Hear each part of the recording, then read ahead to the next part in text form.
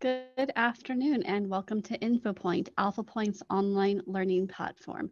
For over 100 years, Alphapointe has been a national leader in the employment and rehabilitation of those with vision loss. Today's webinar is a continuation in our expanded core curriculum series. We have expanded core at home career education. With us today as a panelist is Youth Services Manager Jake McLaughlin. Hello, Jake. Hey everybody, hope everybody's well. Thanks for joining us today. All right, we're going to go ahead and get started. So a little bit of housekeeping.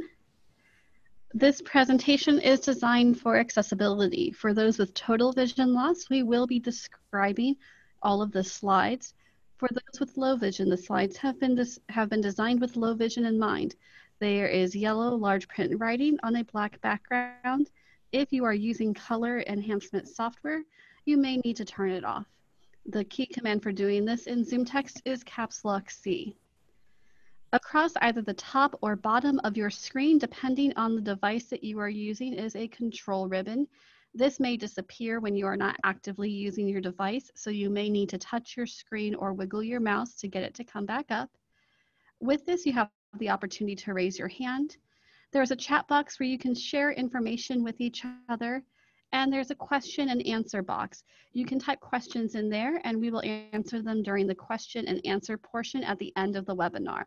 As we're going through the webinar, if you have a question, don't hesitate to type it in there so that you don't forget. Our objectives for today's webinar: we want to briefly list the 9 areas of the expanded core curriculum for learners with visual impairments. We want to explain the importance of career education and discuss some strategies you can use at home to ready your student with a visual impairment for the next stage in their life after school. So a little bit of background. Our brains are hardwired that 80% or more of learning is visual. This is how our brains are designed to take in information from the time we are born, and is how our society and our schools are designed.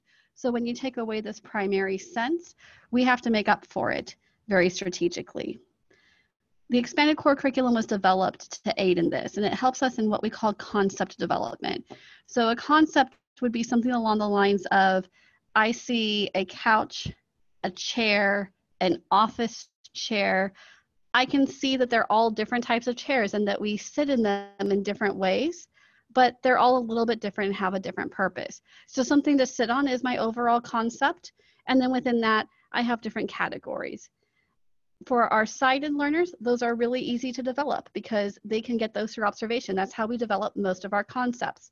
For our students with vision loss, we do have to be able to more strategically teach them those concepts, and that's where the expanded core curriculum comes in. It's 9 areas that we have over time discovered are needed for us to help students get that concept development, and also to make education in the general education classroom accessible to them. So we have a graphic here from Perkins School for the Blind. You can find this at www.perkins.org/school/ECC, which stands for Expanded Core Curriculum. In the center is a gray puzzle piece that says Core Academics. Those are all of the things that you're learning in school in the general education classroom. You're reading, writing, arithmetic, social studies, science, etc. Around the edge of it are colored puzzle pieces that represent the 9 areas of the expanded core curriculum, which make up the basis of this 9-week series. So starting from your 12 o'clock to your 1 o'clock in orange is sensory efficiency. From 1 o'clock to 2 o'clock in a dark yellow is assistive technology. Right at the 3 o'clock in sort of a navy blue is orientation and mobility. At between 4 and 5, we have in sort of a magenta social interaction. Right at the 6 o'clock in green is self-determination. Between 7 and 8 in a pink is independent living. At 9 o'clock in light blue is recreation and leisure. Between your 10 and 11 in purple is the subject of today's webinar, career education. And then between 11 and 12 in red is compensatory access, which we will be focusing on next week. So again, the subject of today's webinar is career education. So Jake, what is the definition of career education? Well, first, Jess, thanks for that wonderful introduction and getting us all caught up and ready to go.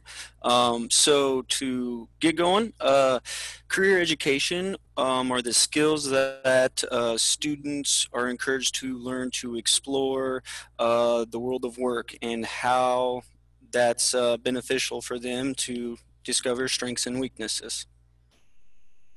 Okay.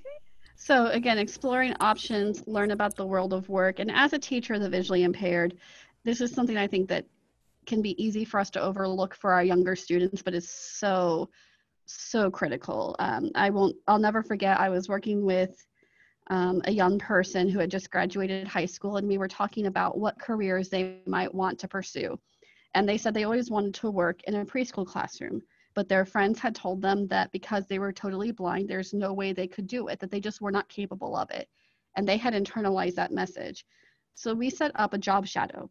I took the young person to a preschool classroom in the area, and we had a chance to really see what they do throughout the day. And the teachers were fantastic. They let us get hands on and talk about how we might accommodate the different tasks. And at the end of it, what we discovered was that with the right accommodations, this job goal was maybe not as far-fetched as the student had thought. And so it's very important that we're watching the messaging that our children are getting. It's not just coming from us, it's coming from their peers, it's coming from sighted society. I think anytime you or I talk to somebody about a job for somebody with vision loss, the knee-jerk reaction when you say, could somebody with vision loss do your job, is no, they can't, because we're used to doing it visually. Again, that's how we do over 80% of the tasks in our daily life. And so we simply, as sighted people, cannot imagine how a person with vision loss can do that job. But in reality, there's almost no job that we can do that somebody with vision loss cannot. So, Jesse, during that job shadowing, do you think that the facility that you guys went to also got a little bit of an education in those regards to people that are visually impaired or blind doing that type of work?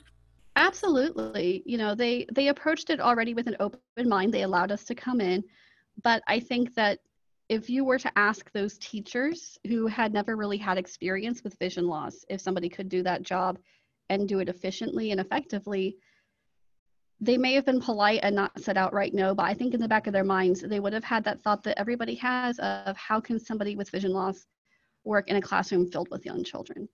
And so what they got out of it and what we got out of it and that young person got out of it is that it is very possible. And there are many people who have had those types of careers.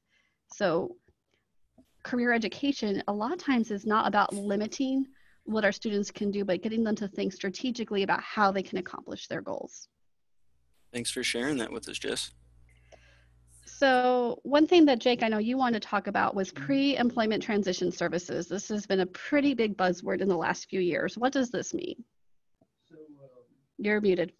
So, There you go. pre-employment transition services essentially are, covered in about 4 or 5 different topic areas, and I know we're going to get more into that, Jesse, but it covers the job exploration and counseling, work-based learning, post-secondary education and exploration, workplace readiness skills, which I know we'll talk even more about and are crucial, for young people or that are visually impaired and blind to understand and learn. And then lastly, kind of is self-advocacy, which we seem to kind of hit on each and every one of these Infopointe sessions we have. So just to reiterate about how important self-advocacy is.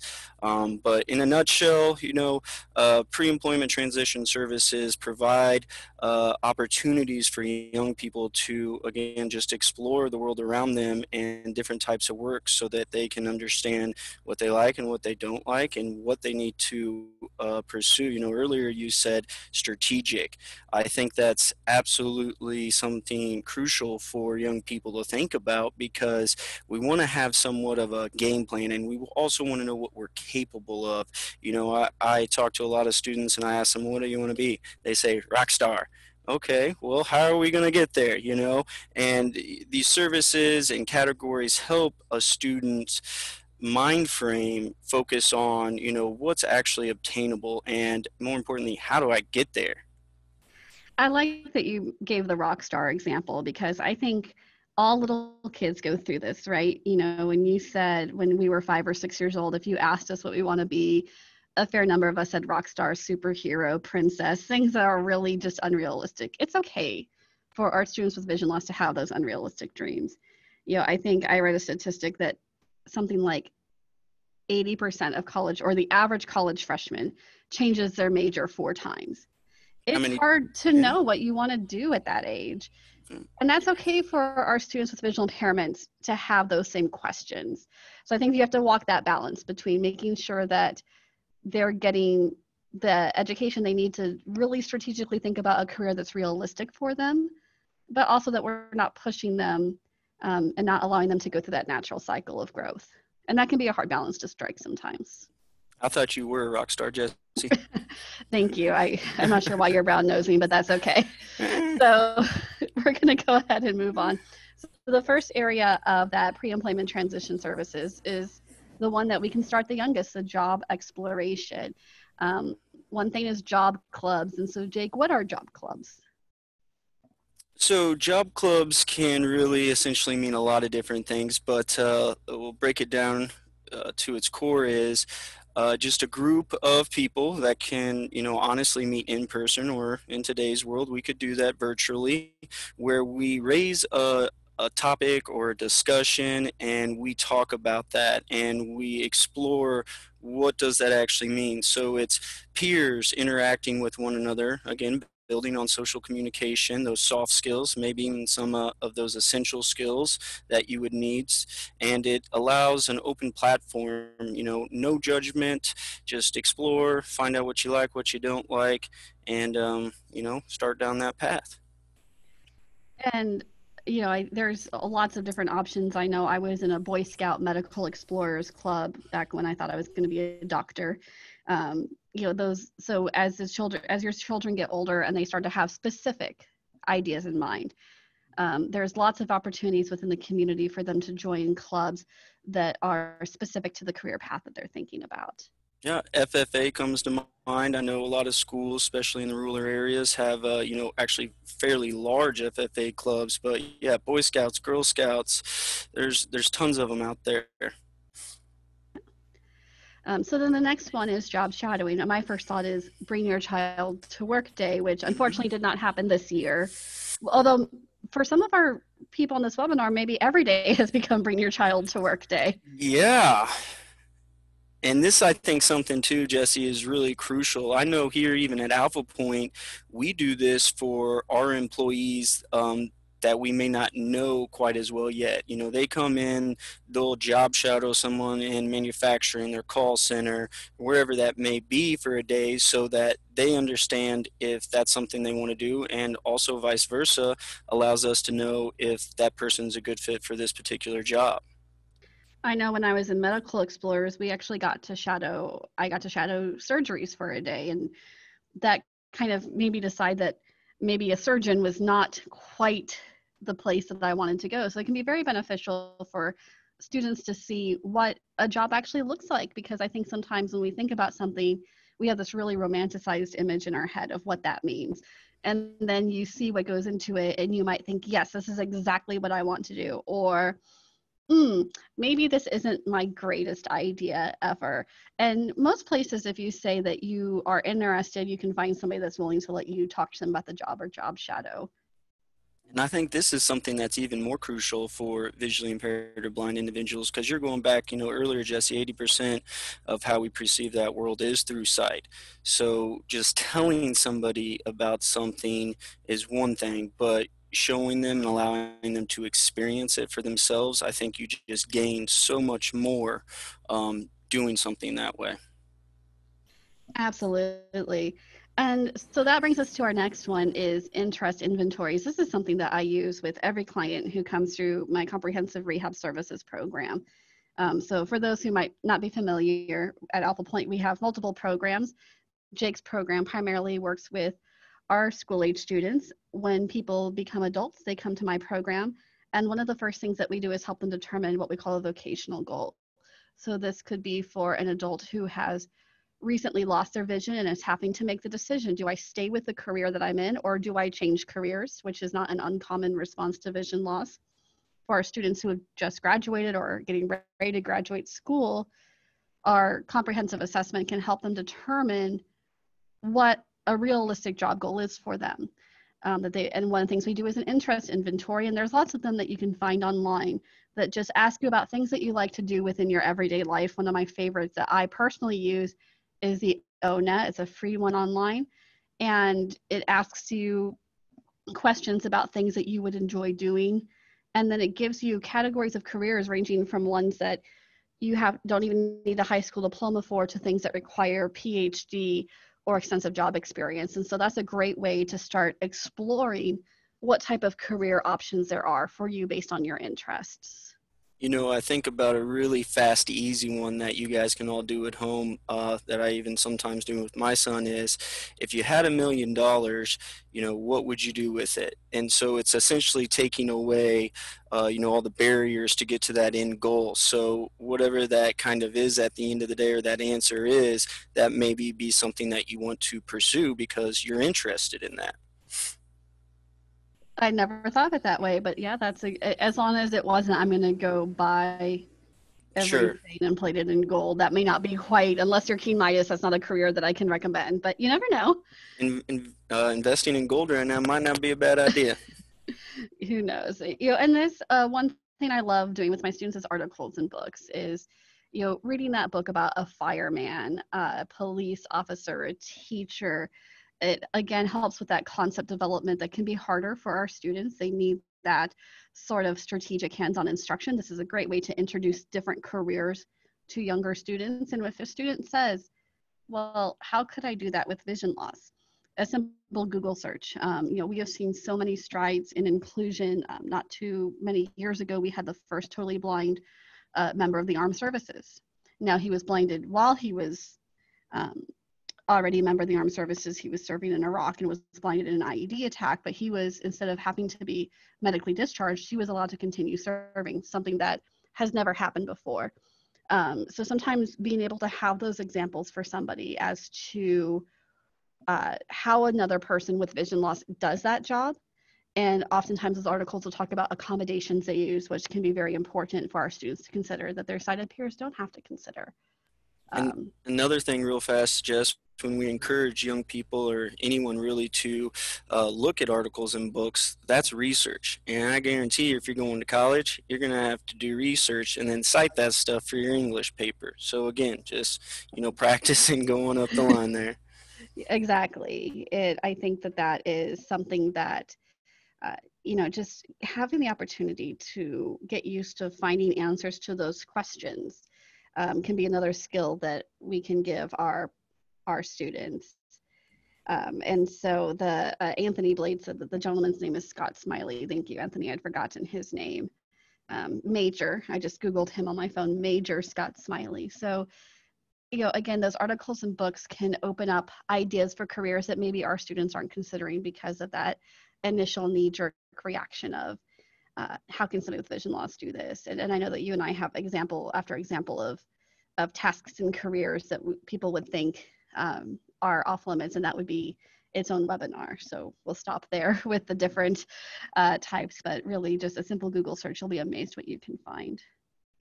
And then workshops and presentations. I know a lot of schools do these. Alphapointe does these. Jake, you do these at Tech Camp, don't you? Yeah, so one thing that we work on during Tech Camp, which you guys is open and is June 22nd through the 26th, and we've already had close to about 10 people register for that.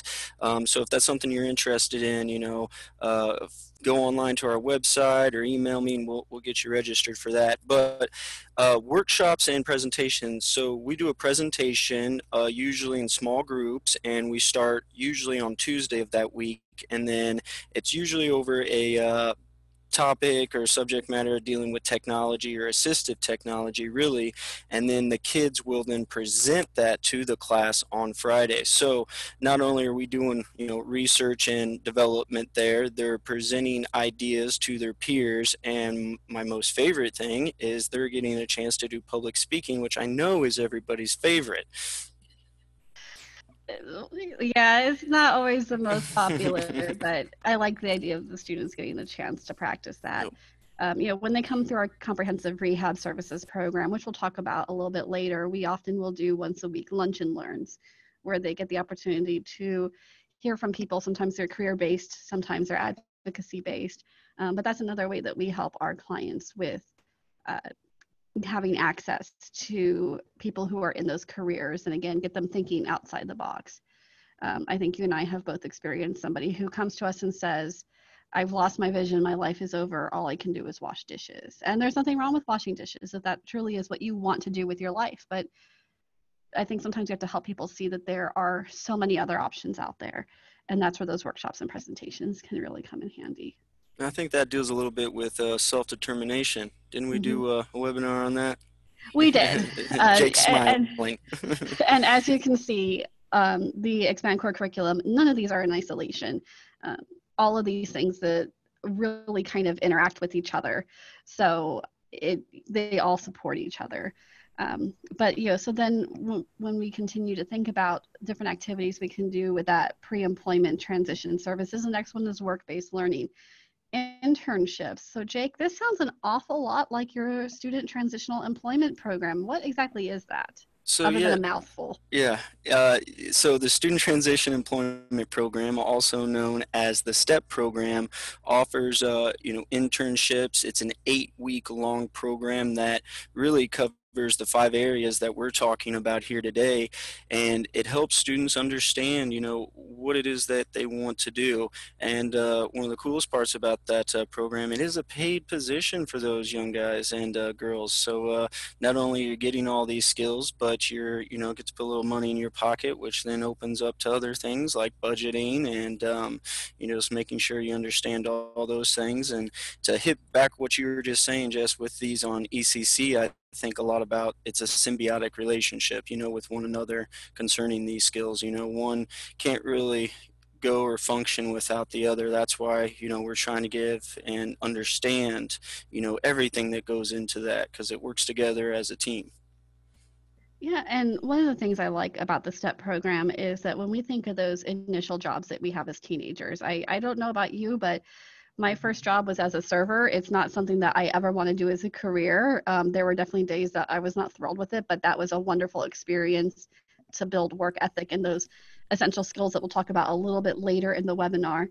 But a lot of those are very visually based careers, those initial sort of summer jobs. And so it can be very difficult for our students to find that first summer job that their sighted peers are going to experience. And that's where an organization like Alphapointe can come in and helping them get that same experience. And it may not be the job that they necessarily exactly want to do, but I think there's a lot of value in having that experience of, I did that summer job. It wasn't anything I enjoyed necessarily. Maybe I didn't hate it, but I'm not making a career out of it. But there's a lot that you can learn from doing something that's not your favorite thing to do. Absolutely, Jess. My first job, I always use this too when I'm talking to people, was working on the farm. And what I found out about that was that I didn't want to do that for the rest of my life. So there's a lot to be said with that. And it's building blocks again, kids or young people, they want to come straight into the workforce and they want that job that's, up at the high end level. Well, you got to start somewhere low first to get those essential skills that you're talking about, soft skills, transferable skills, to build yourself up.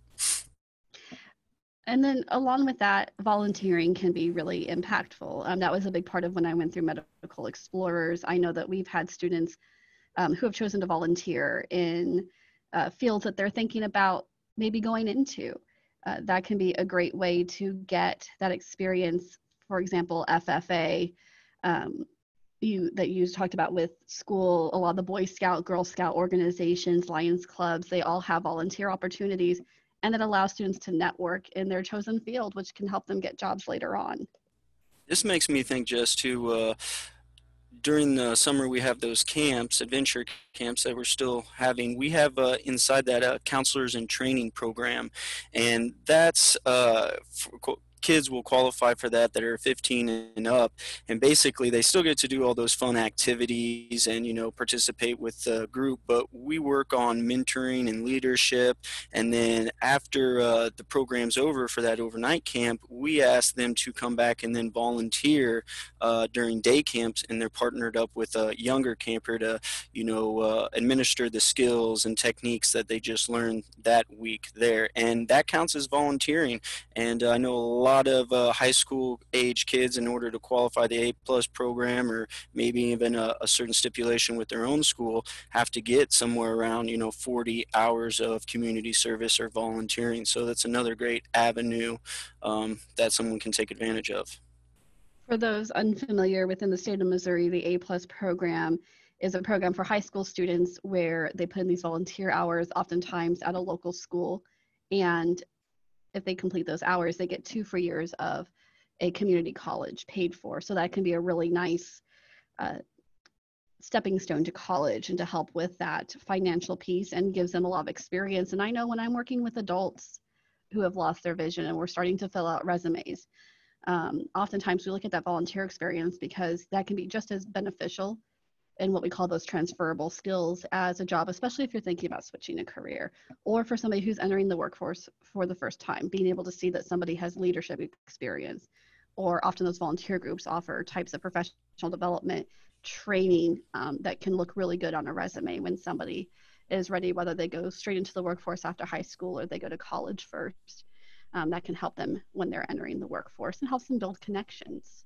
And the other thing I think too, just to kind of keep in mind is, you usually during volunteering, you have the ability to service, or help somebody. So the emotional gratification Mm-hmm. that you can get out of this as well, it's great, unmatched. I think about my love tank and the 5 love languages. For me, quality time, spending that time with others it just wakes me up in the morning.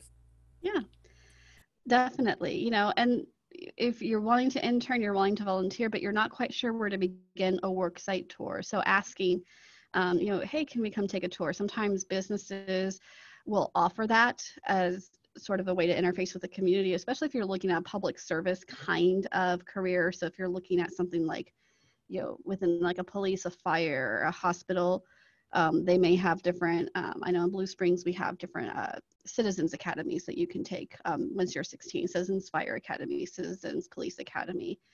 And they offer tours of those different places. So being able to tour a potential work site, really, again, experience what it's like to do that job. And then finally, job experience, which I think that goes back to internships or that summer job experience. And we talked a lot already about STEP. So then our next one is post-secondary education. So some students are wanting to go to college right after high school. So I think the first one is campus visits. Jake, now you have not started these with your son yet, correct? Oh yeah. No, I'm just playing. I No, was like, oh wow, you're really on no, top of it. no, but this is a great chance for students to understand what the culture is like at certain schools. Just if that's a big school or a small school, and that'll affect obviously the education process a little bit there. But especially for individuals that are visually impaired and blind, going there to make sure that a school has the DSS office, all the appropriate accommodations. Is it going to be So difficult to DSS navigate? stands Oh, for, Disability Support Services Office. thank you. It's a great first start to finding out what comes next, and more importantly, where you want to go concerning a college. And this is very important. In a perfect world, every university would be able to flawlessly accommodate our students. But again, blindness is what we consider a low incidence disability. So you may be the first student that that school has ever had with vision loss. Some schools rise to the challenge, some schools don't, just very candidly. And so being able to get a feel for, is this a school that's going to be able to accommodate you? And How much extra effort are you going to have to put in to being able to do that? Some students don't mind. Some students don't mind being the trailblazer, and maybe there's a program they really want, and so they're willing to maybe have to put in a little bit more effort. Other students may want to go to a school that has had recent students with vision loss who already have those accommodations set up, and that's going to be a personal choice on your part. And I'd note too, Jess, a lot of high schools, they actually give seniors so many days to where they, can miss a day of school to go visit, that college campus. So it's actually kind of encouraged in those regards. Yeah. And so one of the things that we look at are those college prep and reading skills. And oftentimes these are classes that you can take, sort of extra tutoring a school may offer, or you can come through a program like Alphapointe's college prep program, which I think we went into quite a bit of detail on in a previous webinar. Yeah, Jess. So we have a college preparatory program that offers case management over the course of a semester. We take a reduced load of classes, so typically around 6 credit hours, which is a part-time student, so that we can understand and form a good foundation of everything else you have to do.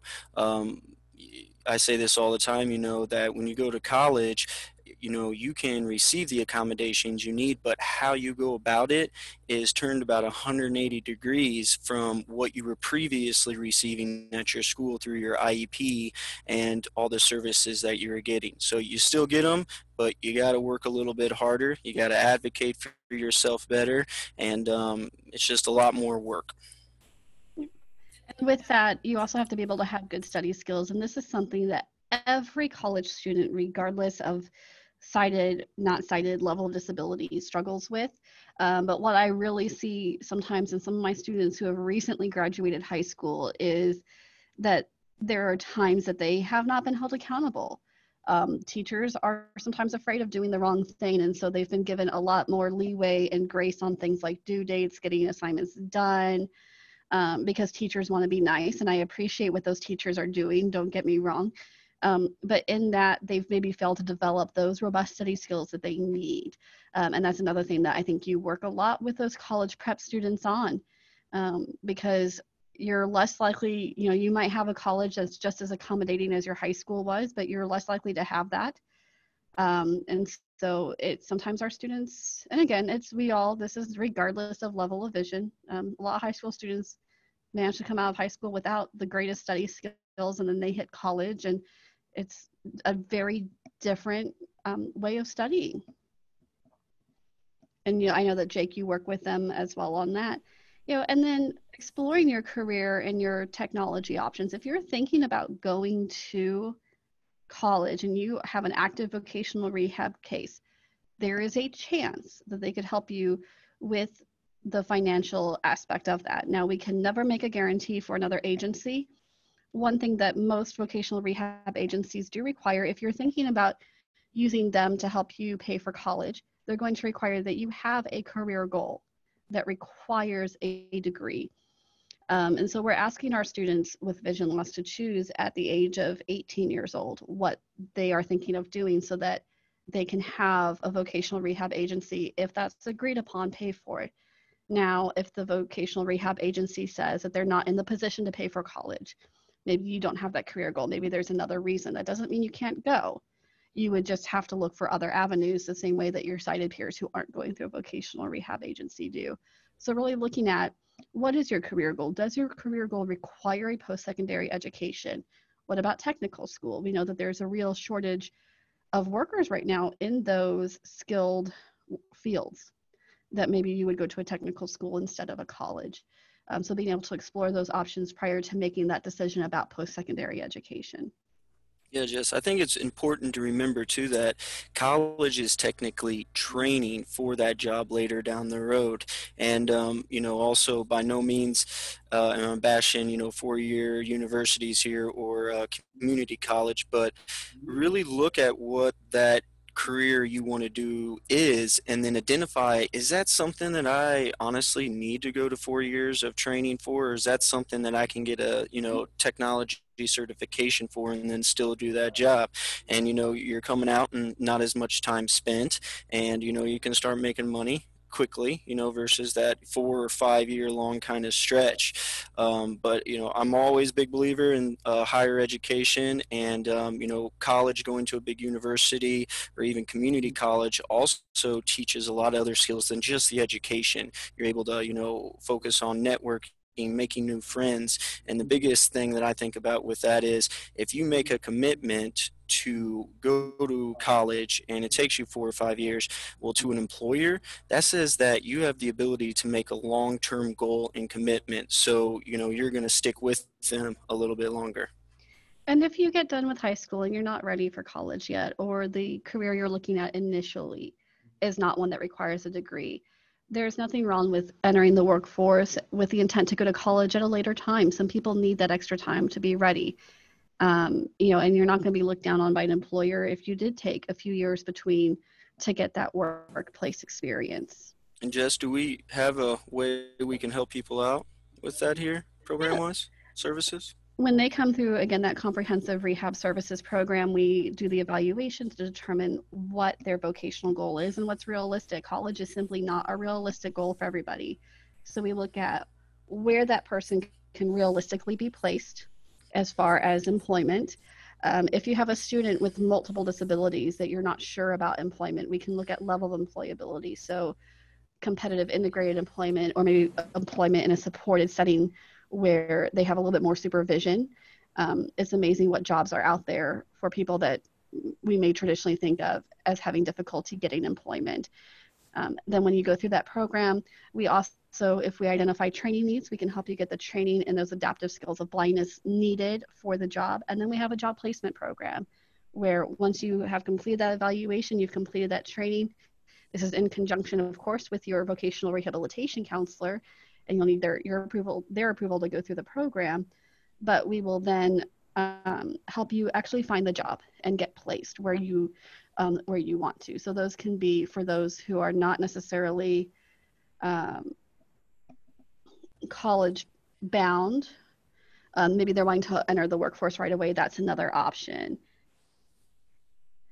So we're going to, so then the next place, that leads us right into workplace readiness. So let's say that this is true whether or not you want to go to college. One of the first things you can do with your student is to create a budget and work on that budgeting. And so how do you do that with your students, Jake? Um, well, first, real fast, define what maybe workplace readiness skills are, and it encompasses a lot, but it's, the development of those independent living skills or those social skills that are necessary for employment and what employers are looking for. It kind of entails your soft skills, essential skills, emotional intelligence, transferable skills as well, which are all so important and crucial when we think about work and the ability to do that work. And one of those things, yeah, right off the top of the bat, Jess, is creating a budget. We have X amount of dollars that we can spend, and almost creating a forecast, so to speak, of, well, I know, I'm just going to use college as an example here. Tuition is going to cost me this much. Books, supplies are going to cost me this much, room and board and even food. Formulating that plan ahead of time so that you're aware of, the costs that are going to come your way, just keeps you more organized and keeps you in the green and not in the red. Yeah, and something simple that we can do with our younger students is, teach them about budgeting with grocery shopping, that we're planning to spend this much. And this goes back to some of those earlier webinars we did where we talked about giving students a set amount to spend, that you can get a treat at the grocery store, but you have this much to spend, or having them save up their allowance for a toy. Those are all simple things that we can do to help them get to those workplace readiness skills. Yep. And then I know, have gone to really, really in-depth detail in previous webinars on what used to be called soft skills. We're now seeing these called essential skills. Jake, what is the Cliff Notes version of this? Thanks for telling me to go fast, Jess. So these are the skills that we're going to look at when we're talking about communication, teamwork, adaptability, creativity, problem solving, things that everybody will need to know and comprehend to do whatever job is out there. And the biggest aspect of part of some of that is emotional intelligence, which is just the ability to control your emotions in certain environments. That was a fantastic Cliff Notes version. So then the next one is travel training. Hopefully your students are getting orientation and mobility through their school district. The challenge that we often see, that I see when students come through my program, having recently graduated, is if they were in a rural community that did not have access to public transportation. You can have I know we have fantastic orientation mobility specialists. They work very, very hard to get our students into areas where they can practice. But it's different when you don't have that opportunity to practice every day, taking that bus, taking Uber, Lyft, doing those types of things. So a lot of it just depends on where you live. And that's where Alphapointe can help with that training later on in life. You come out of school and you haven't had that opportunity, just because where you live is maybe more limited in transit. We can help you get that training, because a lot of your colleges and universities, if that's what you're thinking of doing, are going to be in bigger cities. They're more likely to have public transit. One thing that sometimes, unfortunately, our students have to think about is where they're going to live. When you plan to go to get a job, you have to think about how are you going to get there. And sometimes students may have to make a very difficult decision. Do I stay in this area that I grew up in that maybe does not have transportation, so I will always be reliant on a friend or a family member to transport me? And for some people, that works really, really well. My best friend growing up, his mother was blind. We lived in Jefferson City. In fact, she works for Rehab services for the blind. We lived outside of city limits. There was no public transit, but she had a coworker that she had an arrangement with, and they drove to work every day. Still works, was never a problem for her. For other people, that's not going to be a solution. And so they have to decide, do they need to move somewhere that's going to have more robust public transportation? And those can be very hard conversations to have, unfortunately, but they are a reality for our people with vision loss. I'm going to say two things, Jess, and I'll be done on this topic. The better you can know technology and utilize that, the safer and more options you're going to have. And then secondly, have a backup plan. If this is the normal way you get to school or to work, what happens if, you no longer have that ability to get that? So formulate a backup plan ahead of time. And that's true for a lot of us with vision too. If you locked your keys in the car, which I've maybe done on more than one occasion, you get a flat tire. What are you going Five to do? times, How are you Jesse. going to? I know. I've helped you with that. Not once. Ignore Jake. I do. So then, self-advocacy, again, we really, I think, addressed this quite thoroughly in a previous webinar, but one of the big things is mentoring. If your student has a career that they're really thinking of, finding particularly a person with vision loss already in that career, who can serve as a mentor to help guide them, can be very, very beneficial. And we do a little bit of this, Jess, during technology camp, where we will have, visually impaired or blind speakers come in that have been successful in their chosen careers using different types of technology to, share their story on how they do it. And then most importantly, my favorite part about the day is then students asking questions, after that. And sometimes we get some pretty interesting questions that make it for a good conversation and fun. Yes, that's why I love working with any students, regardless of level of vision. Is they'll think of things that we never did, and we can really have some fun conversations. Being able to attend youth leadership opportunities. So a lot of times with your schools, you'll have things like Future Business Leaders Association. If you get involved in those volunteer groups, having the opportunity to be an officer in a club or attend a professional development or training, those can really help grow those self-advocacy skills. And again, will look really good on a resume for our students who are wanting to enter the workforce, or they're putting that on their college applications. Yep, and the CIT program during camps is one And way. CIT stands for Counselor in Training. I said that earlier. Yeah. Okay, just making sure. Yeah, you're good. And then time management. This is a big one that all kids today are so tightly scheduled that time management is critical. So helping them to develop that time management, whether that's for our children with low vision, some kind of nice high contrast visual chart, or for our students who are totally blind, using technology such as your iPhone with its calendar on there, or Outlook calendar, teaching them how to, I think one of the biggest struggles is just figuring out how long a task should take. And an easy way for you guys to do this at home, and I do this now, is present, your child or student with all the tasks that have to be done for the day, and say, okay, you having from 8 o'clock, 8 a.m. to 1 p.m. Here's all the tasks that you have to do. Come up with a plan on how you're going to do it. So you're giving them that challenge, which holds them accountable. And they're going to learn a whole lot of other things from that as well. But when someone takes accountability for their actions and what they're doing, you're going to grow more, you're going to be more successful, and you're going to get better at those time management processes. And then something that our students uniquely have to think about is disability awareness. So one of the things that I work with my clients on is, can they describe their eye condition? Can they describe to a professor, to an employer, what specifically they can and cannot see? Because they're in the sighted world is a very black and white view of vision loss. You're either blind or you're totally sighted. And people don't necessarily understand that vision loss could mean I've got really clear central vision, but I can only see in a tunnel and I can't see anything that's around me, or everything's fuzzy, or I can see in bright light but not in dim light. And so being able to describe for somebody what that looks like for you so that you can describe your vision loss. And taking classes, I know there's a lot of really fantastic programs out there for students and individuals with vision loss to learn more about how they can advocate for themselves, and just becoming aware of their own disability.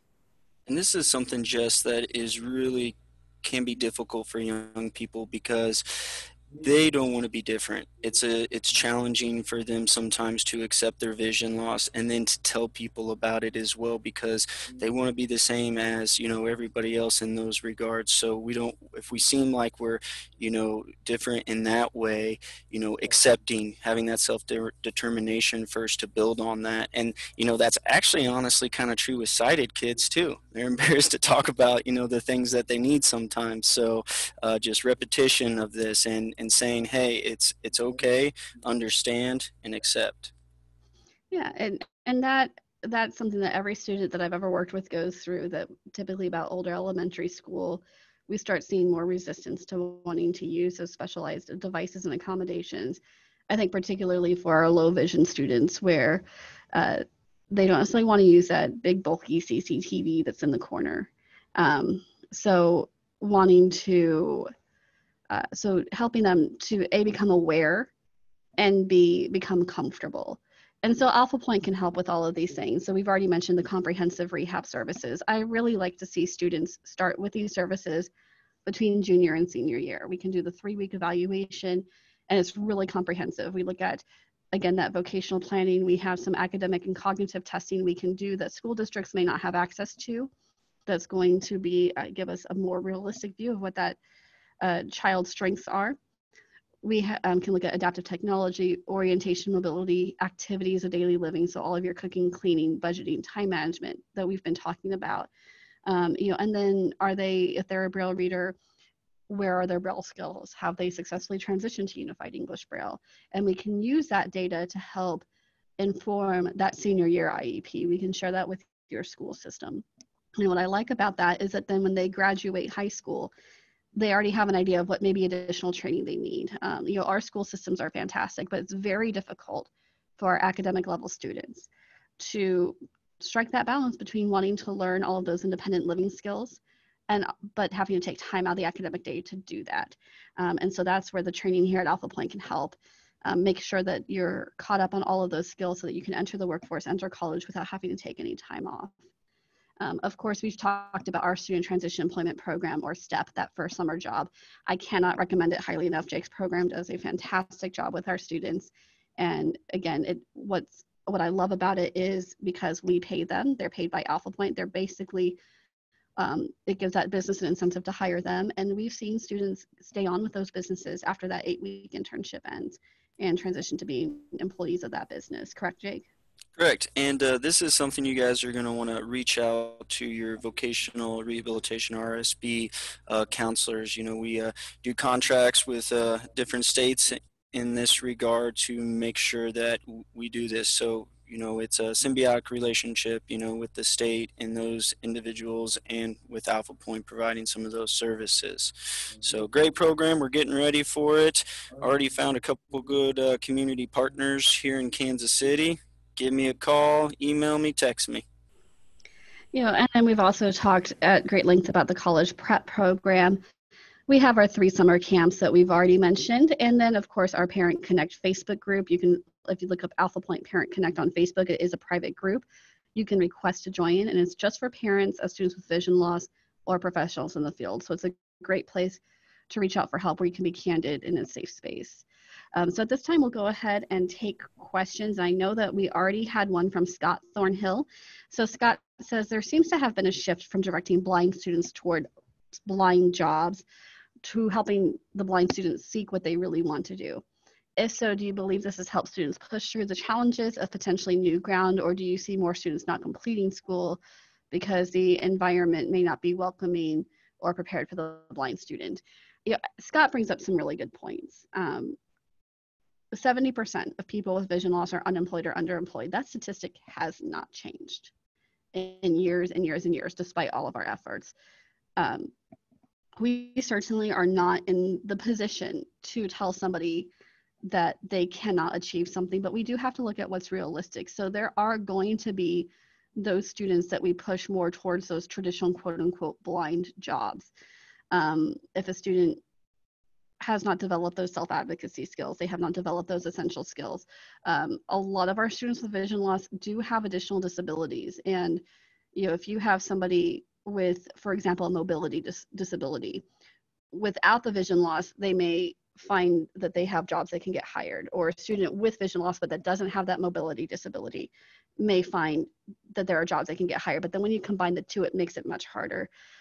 So we really do have to look at that on a case-by-case basis. I think that we do have to be realistic. We have certainly had to tell students that a job goal may not be realistic for them given their particular strengths. So how can we take those interests and transition them to a realistic job goal? And that can be a very hard conversation to have. And this is true of any student. I wanted to be a doctor. Biology and I did not get along. That was not a realistic job goal for me, and I had to accept that for myself. And unfortunately, sometimes our students have to accept that they may have set a goal that's just not realistic for them. So that I feel like is kind of a non-answer to your question, Scott, but it really is a double-edged sword. We want students to be able to aim high. We want them to achieve their dreams, but we also need them to be realistic about it. And it is more challenging if you are going into a profession or a workplace that has never had a person with vision loss before. You're going to have to be that trailblazer, and you're going to find it harder because you don't have those examples to fall back on. So hopefully that answered the question. Good job, Jesse. 5 points for Gryffindor. I'm a Ravenclaw, but that's okay. So do we have any other questions from the participants? Again, you can use that Q&A box at the top or the bottom of your screen. If it's disappeared, you might have to touch your screen or wiggle your mouse a little bit. While we're waiting on questions, we do want to say thank you for joining us today. The mission here at Alphapointe is to help those with vision loss achieve their dreams and aspirations. If you would like to donate to our mission so we can keep providing wonderful content like this, go to www.alphapointe.org. There is an E on the end of Alphapointe. Or if you have vision loss or someone you know has vision loss and you think that they would benefit from our products or services, again, you can go to www.alphapointe.org, or you can give us a call at 816-421-5848. Well, I'm still not seeing any questions. So Jake, either we did a good job being very thorough, and so they don't have any questions, or we put them to sleep. I'm not quite sure which one. I'm hoping it's the former. But we want to thank you for joining us, and tune in next week. We will have expanded core curriculum compensatory skills. Anthony says, no, you did a great job. So at least one person's still awake. Thank you, Anthony. All right. Thanks, Anthony. All right. Well, we hope that you all have a good rest of your day. Enjoy it before it starts raining here in Kansas City. Oh, there's another chat. And we will see you next week for compensatory skills where, now there's something. Everybody's saying thank you. Okay. Yep. Hey, thank you guys too. It's been awesome, Jay or Jesse, great co-host here. I really been enjoying doing these, and I keep learning more and more all the time Yeah, with I think this. every So, time we do one of these, you and I learn more, mm, and hopefully the audience is too. So we'll see yep. everybody next week for compensatory skills. Have a good rest of your day. Adios.